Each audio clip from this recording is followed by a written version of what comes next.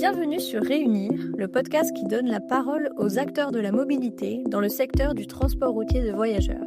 Aujourd'hui, nous avons le plaisir d'accueillir Jean-François et Olivier, deux policiers formateurs de l'unité d'éducation et d'information routière de la préfecture de police de Paris, qui ont animé la première session des journées immersion. Alors pour commencer, Jean-François et Olivier, pouvez-vous en quelques mots nous présenter l'unité et ses principales missions ?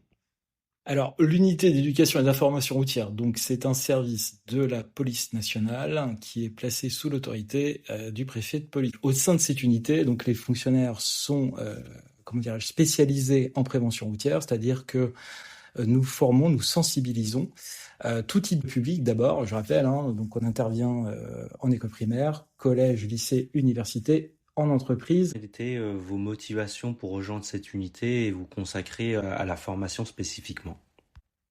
Moi, j'ai d'abord commencé, Jeff se présentera après, mais moi, j'ai d'abord commencé par être en compagnie d'intervention. Donc, j'ai fait pendant plus de 10 ans des les missions classiques au sens commun d'un policier. C'est-à-dire que moi, je faisais de la répression. Ça pouvait être plein de choses. Après, la prévention routière, ça reste une mission de la police nationale. Donc, c'est une autre facette du métier et c'est aussi intéressant. Je dirais qu'il faut les deux. Il faut à la fois la répression et la prévention. Alors, qu'est-ce qui m'a amené à ce service ? Ça m'a paru comme une évidence. J'ai commencé ma carrière à Toulouse. Des moments où c'est que quand on faisait des contrôles alcoolémie, les personnes, avec toute leur assurance, baissaient la vitre et nous disaient « Pas de problème, monsieur l'agent, je peux souffler ». Et au moment de souffler, on s'apercevait qu'ils avaient 4-5 fois la dose. Et donc, finalement, j'ai réussi à créer un atelier pédagogique et là, on s'aperçoit que les gens mettaient 2 voire 3 fois la dose. Et donc, effectivement, c'était de l'incompréhension. Donc, l'objectif pour moi, en rentrant dans ce service, c'était faire passer des informations essentielles qu'on pensait avoir comprises. Merci. Alors, vous avez déjà un peu répondu à la question, mais selon vous, pour quelles raisons la prévention des conduites addictives est un enjeu majeur de sécurité routière ? D'abord, les différents facteurs de risque n'ont pas changé. Je rappelle, dans le bon ordre, on a d'abord la fatigue, ensuite on a l'alcoolémie stupéfiant et enfin les distracteurs. Et en plus, on peut même mixer les deux, puisque je rappelle, vous le savez aussi bien que moi, que les distracteurs, pour beaucoup de personnes, donc le téléphone portable, vous l'avez compris, c'est aussi pour beaucoup de personnes une drogue, quelque part. Vous avez aussi une pratique addictive sur les distracteurs. Donc, à un moment donné, on a une sorte de fusion des risques. Donc tout ça, c'est aussi une évolution de la société. Donc donc ça nécessite évidemment de former les gens, de réactualiser un petit peu les connaissances.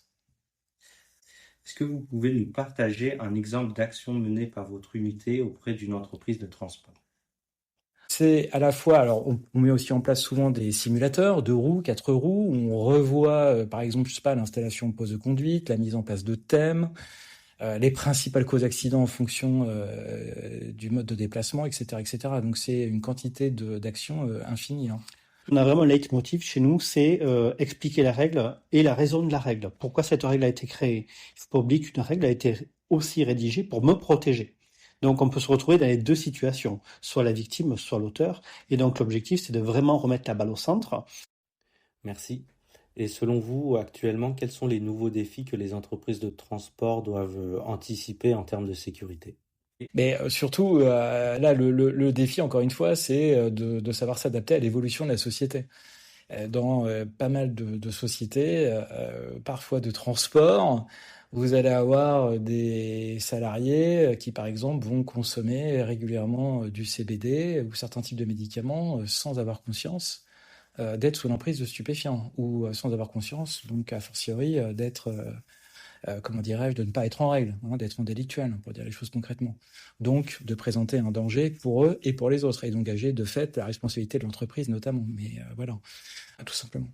L'idée est vraiment d'aller apporter un complément d'information.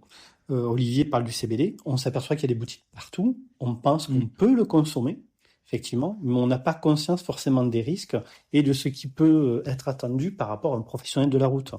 On s'aperçoit que conduire, on le dit toujours, est un acte de travail. C'est un acte responsable. On va porter, on a des vies entre nos mains. C'est pareil. Donc l'objectif, c'est qu'on fasse tous ensemble baisser ces conduites à risque en ayant conscience, en disant oui, effectivement, je prends le volant ou je prends le guidon, aussi bien que ce soit pour le domicile travail ou pour mon travail, pour ma mission. Effectivement, j'ai des responsabilités Et il faut que j'ai une attitude et un comportement qui soient adaptés. Et parce qu'on s'aperçoit que depuis 10 ans, quand même, il y a quelque chose qui ne baisse pas, malgré une avancée technologique au niveau des véhicules, etc. On s'aperçoit qu'on a toujours autant d'accidents mortels et corporels. On a toujours, tous les ans, un petit peu plus de 3000 morts sur nos routes. Si on divise par 365, ça nous fait à peu près quasiment 9,5 voire 10 personnes qui vont décéder au quotidien sur nos routes françaises. Alors qu'on a l'ABS, le SP, voilà, on a beaucoup d'aides à la conduite, active et passive. Et malgré cela, il y a encore un dernier, comment expliquer, on a un dernier point à lever, c'est le comportement. On sait que 92% des accidents, c'est lié au comportement. Alors, on a pu voir pendant la journée immersion que le management joue un rôle clé pour lutter contre ces risques. Selon vous, quelles solutions les entreprises peuvent-elles mettre en œuvre? Des tas de choses qui peuvent être mis en œuvre. Déjà, moi, voilà, si je suis manager, eh bien, je vais rester vigilant, par exemple, sur le changement de comportement de certains salariés, de mon équipe. Est-ce qu'il y a un personnel de mon équipe qui, d'un coup d'un seul, a changé son comportement? Est-ce que cette personne est de plus en plus isolée, refuse de participer, je sais pas, à certains pots, à certaines réunions, à certains moments de convivialité? Voilà. Est-ce que voilà, donc je reste vigilant sur les changements de comportement radicaux, l'isolement aussi. Ça, on le retrouve beaucoup dans les pratiques addictives. Les personnes s'isolent. Problèmes de communication avec les autres, etc. Voilà, ce genre de choses. Je nommerais aussi, si j'étais à leur place, encore une fois, voilà, sous toute réserve, une sorte de référent. Faut pas hésiter à le faire. Nous, chez nous, dans la police nationale, on a des référents pour plein de domaines, dans plein de domaines. Peut-être nommer un référent sécurité routière, quelqu'un qui serait entre guillemets chargé de repérer un petit peu les changements de comportement ou les pratiques à risque de certaines personnes. Voilà. Dans un cadre bienveillant, pas dans le but de sanctionner, mais surtout d'aider, d'accompagner. Voilà. Donc cette personne, par exemple, on lui donnerait, l'idée serait de lui donner les clés pour aider au mieux les autres. D'accord. Donc par exemple, je sais pas, lui donner les bons numéros d'associations qui peuvent aider. Je sais pas, dans le cadre, je sais pas, d'une alcoolémie chronique, de pratiques addictives, etc. Enfin voilà, bref. Mais en tous les cas, nommer une sorte de référent qui permettrait d'éviter de passer directement par la hiérarchie, de manière à ce que tout soit, entre guillemets, dit, clair, voilà, et non pas dissimulé. Il y a plusieurs choses, c'est multifactoriel. Là, on parle de la gestion de la personne, mais effectivement, on voit pas mal déjà de sociétés où c'est qu'il y a des trains, des véhicules. Mettre en place, par exemple, des quarts d'heure sécurité, où c'est qu'on va un petit peu libérer la parole sur tout ce qui est conduite à risque. Il va y avoir aussi la possibilité de mettre en place une journée sécurité routière avec pour les salariés, effectivement. Ça, c'est quelque chose qui marche plutôt bien. On sait que ça permet de parler du risque de façon un petit peu différente et moins solennelle qu'avec son directeur et son responsable. Il peut y avoir aussi tout ce qui est presque accident. Effectivement, il peut être relevé le presque accident. Il y a aussi, normalement, dans chaque compagnie de bus, on s'aperçoit qu'il y a un moment où c'est qu'on va devoir choisir les options dans un bus.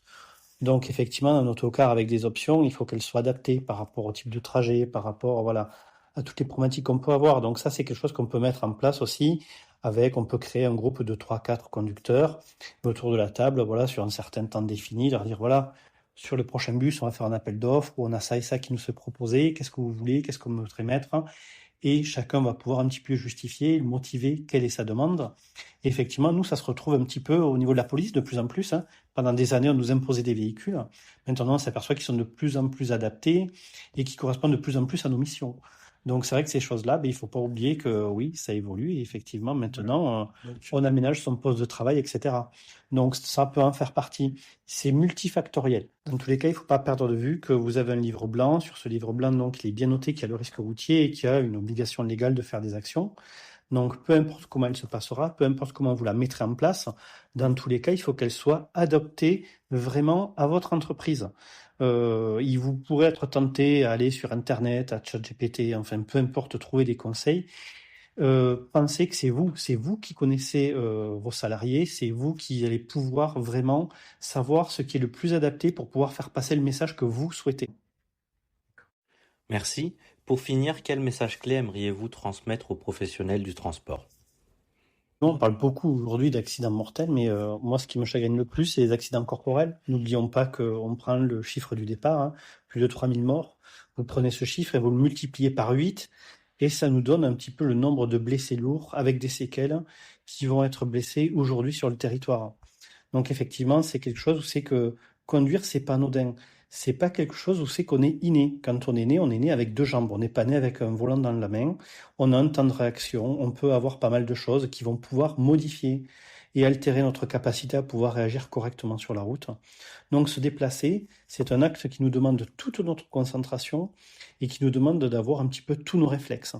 Donc bien sûr, c'est pas anodin de se déplacer, et en plus de ça, vous avez une responsabilité, vous, c'est d'avoir des vies entre vos mains dans votre autocar. Merci beaucoup Olivier et Jean-François pour cet échange. Merci à tous pour votre écoute et à très bientôt pour un nouvel épisode.